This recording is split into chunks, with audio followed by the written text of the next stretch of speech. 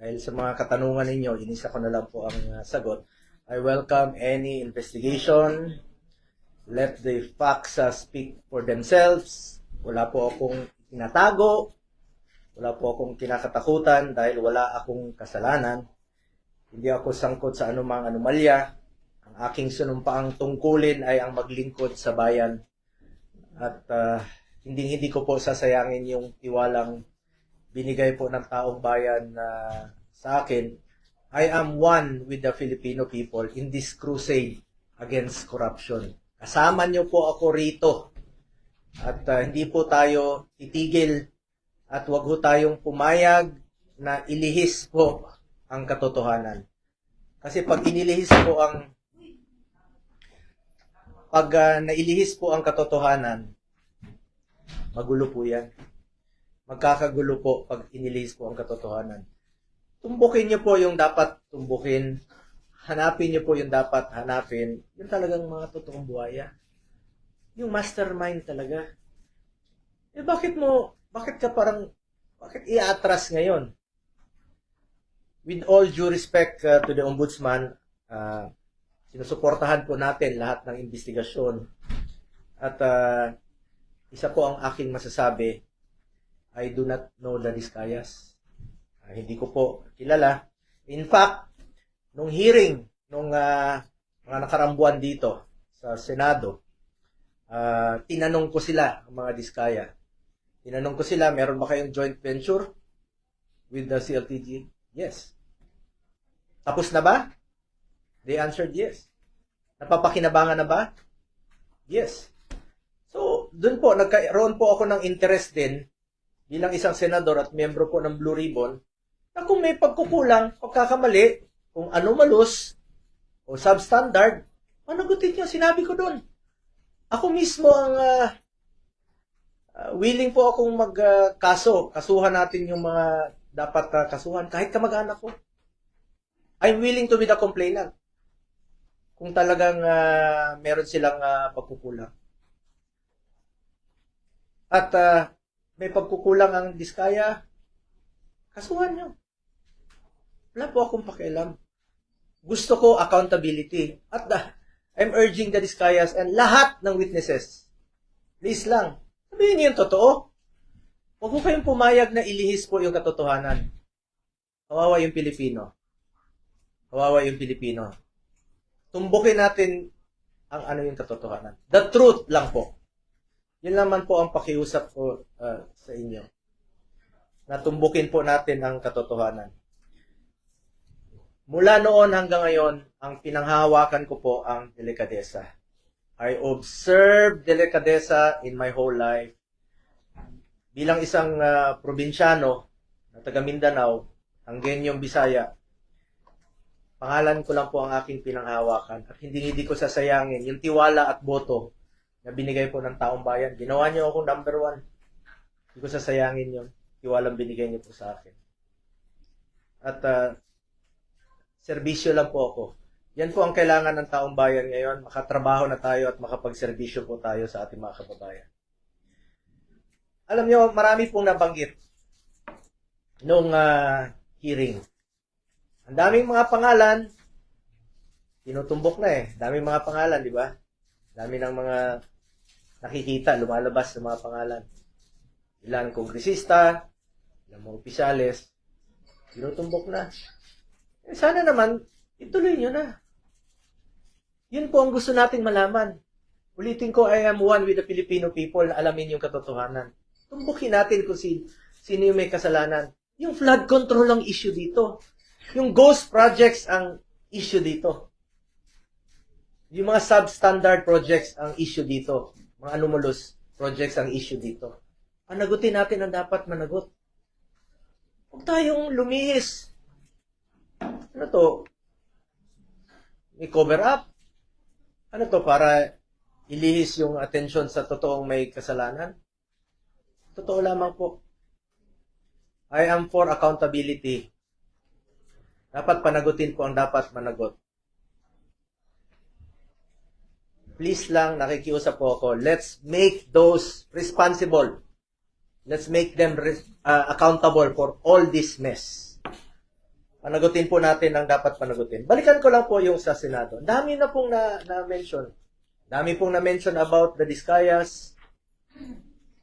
Umabot na nga tayo sa Ilocos Norte na merong proyekto doon. Umabot na sa NBI, may proyekto ng Discayas. Iyan ang maaaring naging negosyo nila, makipag-joint venture, magpagamit po ng lisensya. Kung may kasalanan, panagutin niyo po. Panagutin nyo. Panagutin po natin. Hindi ko po kilala mga Diskaya. Wala po akong kinalaman sa kanila at wala po akong pakialam sa mga Diskaya. Kasuhan nyo. Kung kamag-anak ko kasama dyan, nag-joint venture sila, noong 2017, umatras na nga Hindi panagutin natin. I'm willing to be the complainant. Walang problema doon. Willing po ako na isa ako sa magiging complainant. Huwag niyo po ipahid sa akin ang dumi para kayo ang pumuti. Huwag naman po ang ganon. Panagutin natin ang dapat managot dito. At isa po tayo ang ating layunin. Managot po ang dapat managot.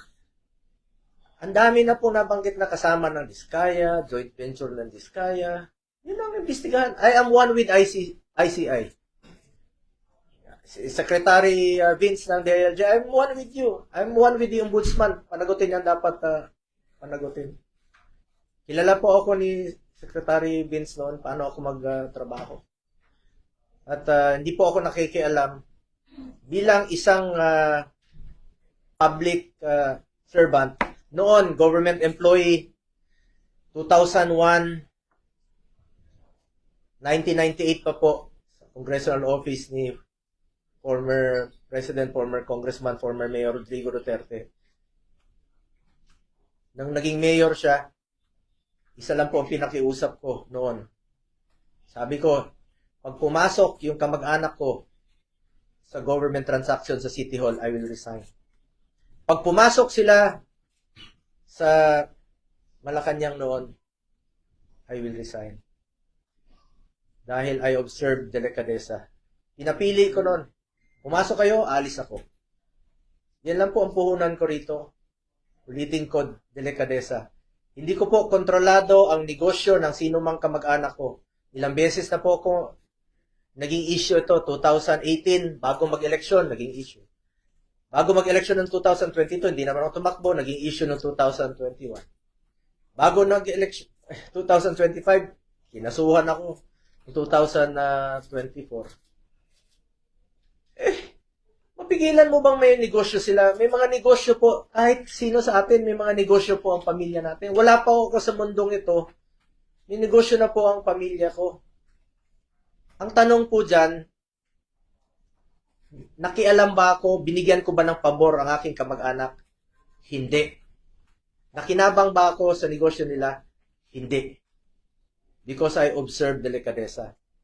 At hindi ko po babaguhin yang aking prinsipyo, yung delikadesa po.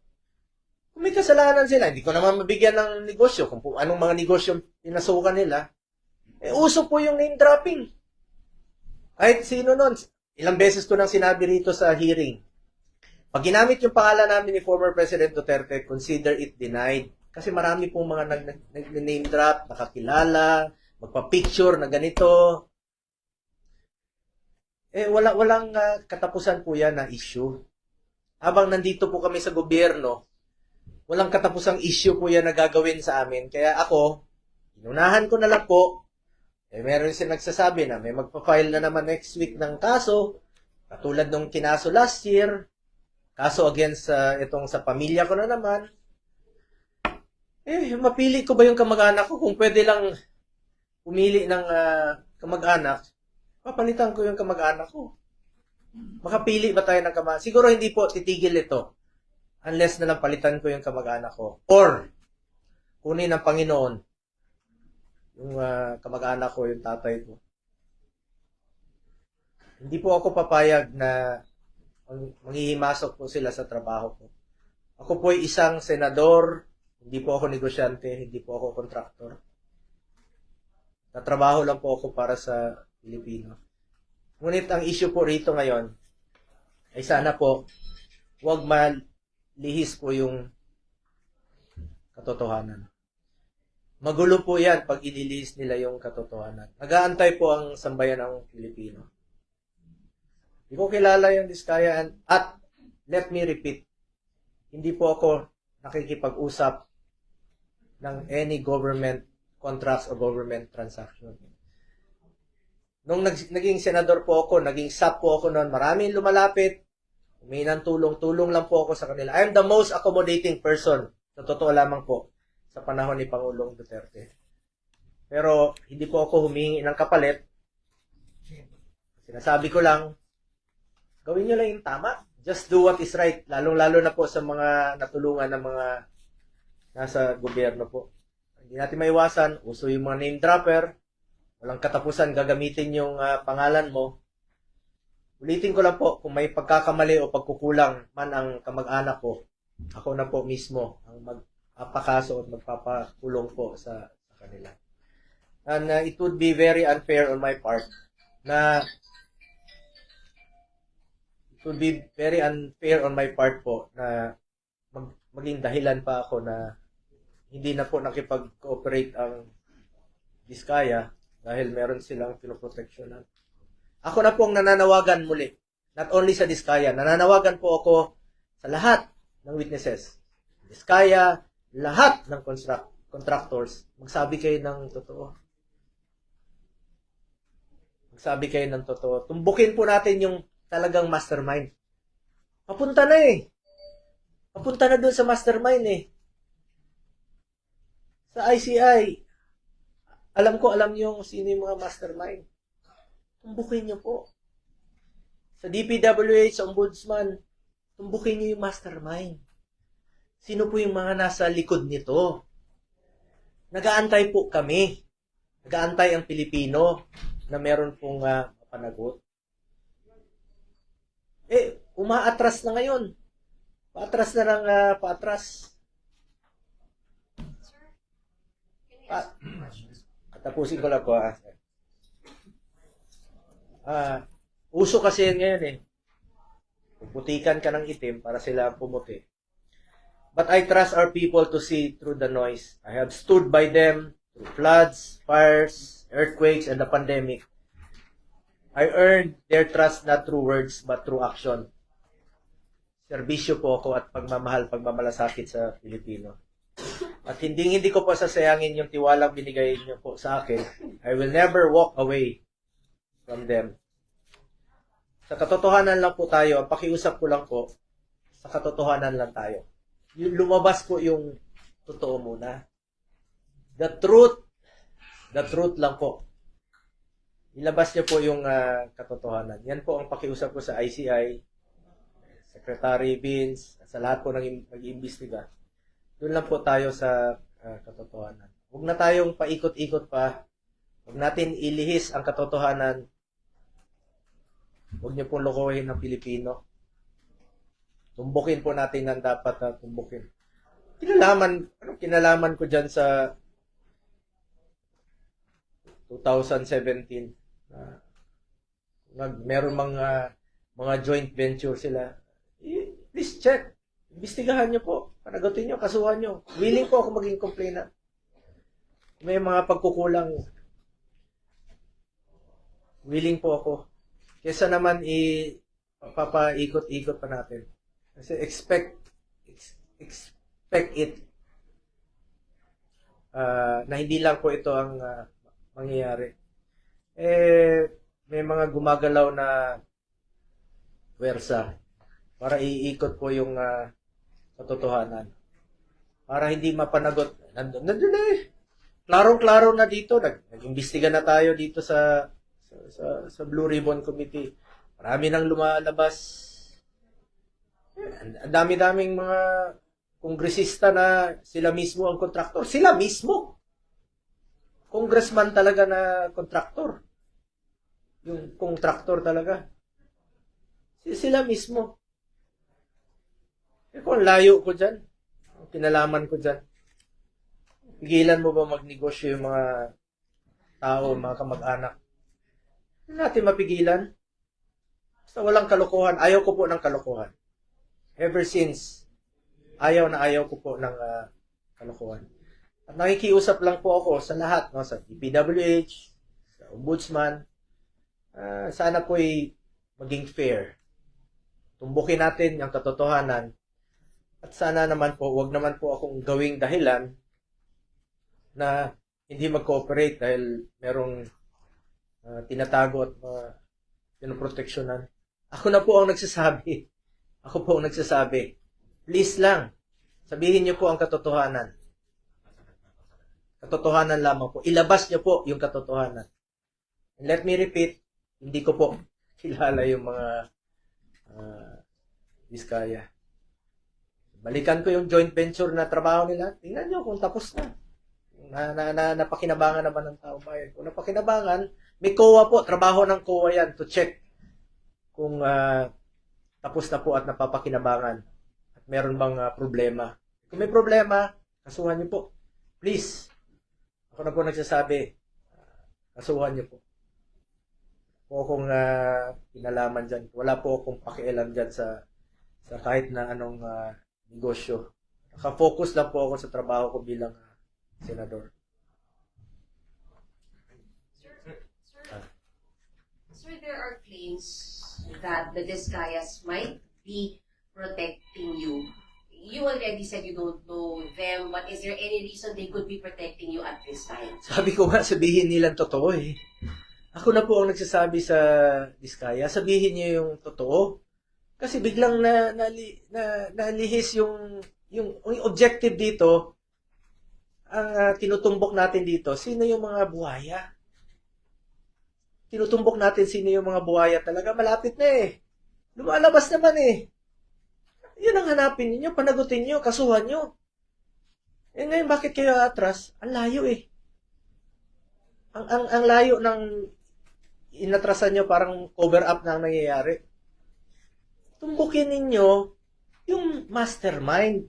Ang issue dito yung flood control at yung mga ghost projects.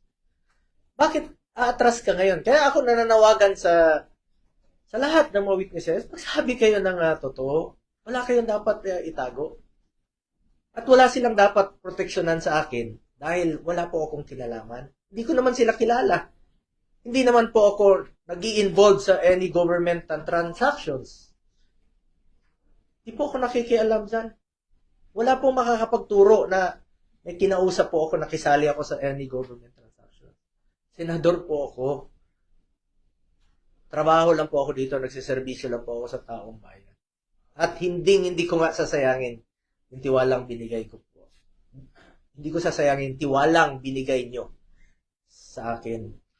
Mas problema tayo ngayon, mas gugulo ang bayan pag ilihis nyo po ang katotohanan. Marami pong nag-aantay sa ngayon. Malaman yung katotohanan at matumbok ang may kasalanan at may pananagutan dito sa mga ghost project, dito sa mga flood control projects. Sir, would you be willing to cooperate with DPWH, Ombudsman, ICI, with the investigation? Sabi ko nga, willing pa akong maging complainant eh. I'm willing na maging complainant kung meron kong may kasalanan dito. Sabi ko, kahit kamag-anak ko, I don't care. Kung may kasalanan sila, kasuhan sila, ako pa maging complainant. Kung may pagkukulang sila, substandard, pagkukulang, panagutin sila. So, wag lang pong paatras yung investigasyon. Since neighbor po kalayo kanino? Nilamang ko malapit na. Alam naman ng taong bayan, sabi ko nga, paakyat na eh. Lumalabas na sa mga hearings dito, sa investigation. Alam naman natin kung sino yung mga nagpupondo, sino yung mga totoong mga contractor, sino yung mga involved sa anomalous projects. Eh, lumalabas na yung katotohanan eh. Paakyat eh. Habang paakyat, inililihis po sa katotohanan, umaatras, binabalik sa administrasyon ni former President Duterte na wala naman pong basihan. Hindi ko naman sinasabi na perfecto yung administration ni former President Duterte noon. Pag may nababalitaan siyang involved sa corruption, tinatanggal naman niya. Hindi ko sinasabing perfecto. Ngunit ito ngayon, nandito yung malala 22 to 25. Nandito yung malala. Hindi naman puputok yan kung hindi malala Sa tingin niyo, tina-target po kayo. You're being targeted. Sigurado. Kasi sabi ko nga, unti-unti na kaming ni-eliminate. Pag-identified with the past President Duterte, ni-eliminate. Taong bayan na pong umusga. Alam niyo naman kung sino yung nagtatrabaho. Alam niyo naman kung sino yung nagsiservisyo lang ng tama.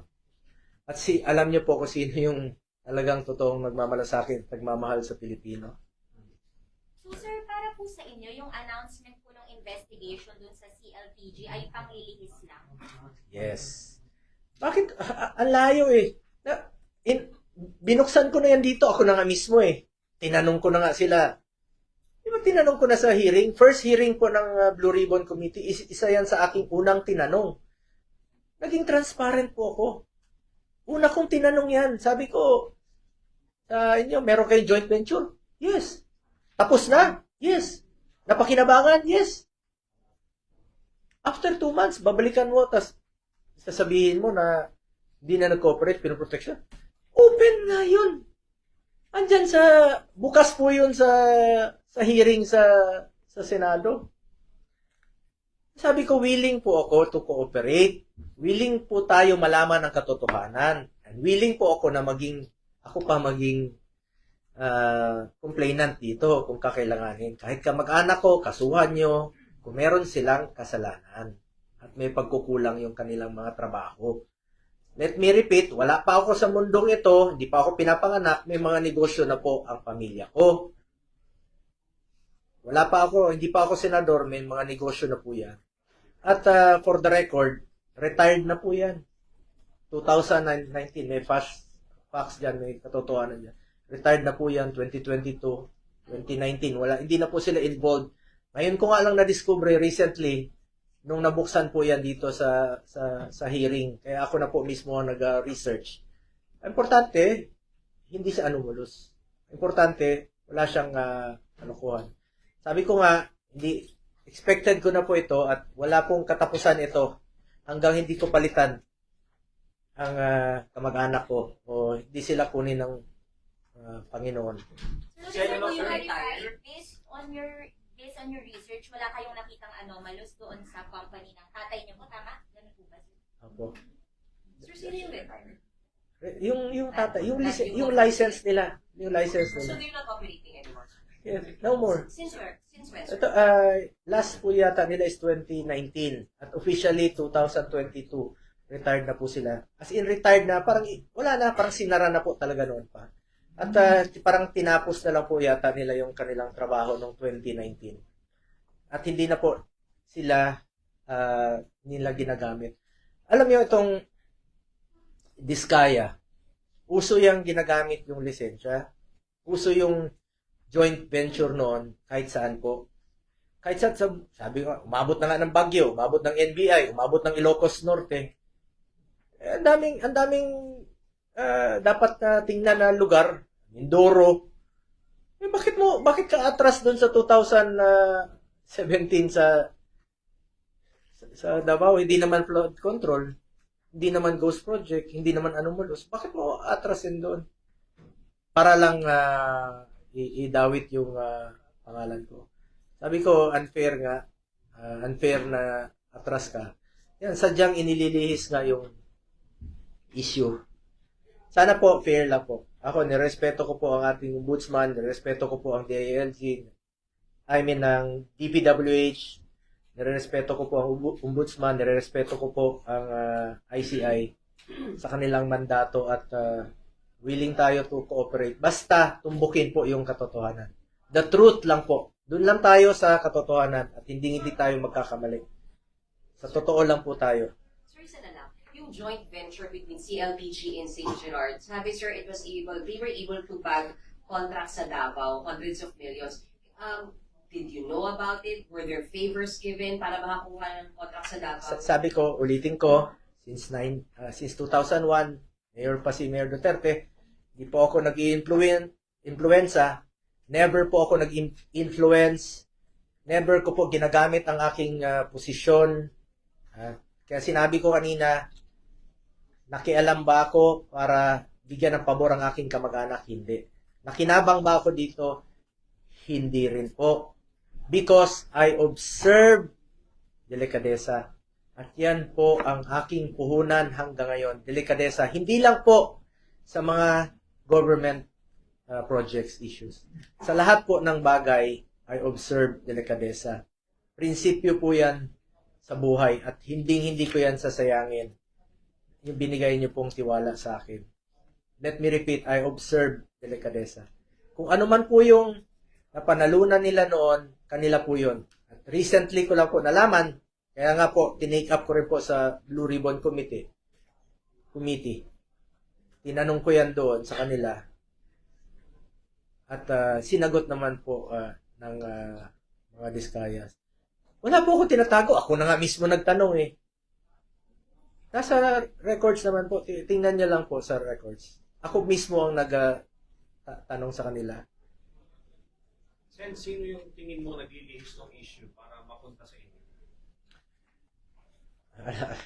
Alam naman natin pag kasi meron nang natutumbok eh. Meron na pong natutumbok na mga tao. Sa taas yung mga involved talaga rito. Yun po ang I'm sure isa sa mga rason na inililihis na po ang issue. But I'm appealing sa mga kababayan natin, kapwa nating Pilipino, please, huwag ho tayong pumayag. Huwag ho tayong pumayag na lokohin po tayo. Huwag ho tayong pumayag na ilihis po yung totoong issue rito. Yung mga flood control, yung mga ghost projects. Yun po ang tumbukin dapat. Kung sino po yung may kasalanan, panagutin po natin. Yun ang dapat tumbukin. Ulitin ko, huwag niyo pong ilihis ang katotohanan. Dahil magulo na po ang ating bayan, mas lalong gugulo po. I am one with the Filipino people in this crusade against corruption. Hindi lang po sa flood control, hindi lang po sa ghost projects, sa lahat po ng korupsyon sa gobyerno. Kontra po ako dyan. Sen, Pangako lang, sir, sabi po ng ICIS na posible na rin daw po kayong ipatawag. Okay lang po. No problem. Kung ano yung sinabi ko sa inyo rito, very much willing po ako na magsalita. Willing to cooperate. Willing po ako sabihin sa kanila yung totoo. Ayon po sa aking nalalaman. Malinis po ang aking konsensya. Sen, hindi ba welcome move po para sa inyo to na iimbestigahan na rin ngayon ng DPWH, hindi lang yung administrasyong Bongbong Marcos, kundi pati yung Duterte administration? Kasi sabi niya sa interview kanina sa ICI ay wala siyang sisinuhin. Oo, lahat naman po. Lahat naman dapat imbestigahan dito. Ang ibig ko sabihin dito, tinutumbok na natin dito yung malala eh. Mga recent na 2022 to 2025. Nandito po yung malalang corruption. Pero lahat naman dapat imbestigahan. Pwedeng balikan ng previous administration. Even before pa. Before President Duterte's time, pwede rin nilang imbestigahan kung meron pong anomalous. And sinusuportahan ko po yan. Katotohanan po ang gusto nating malaman po rito. The truth po, the truth. Thank you. Thank you so much.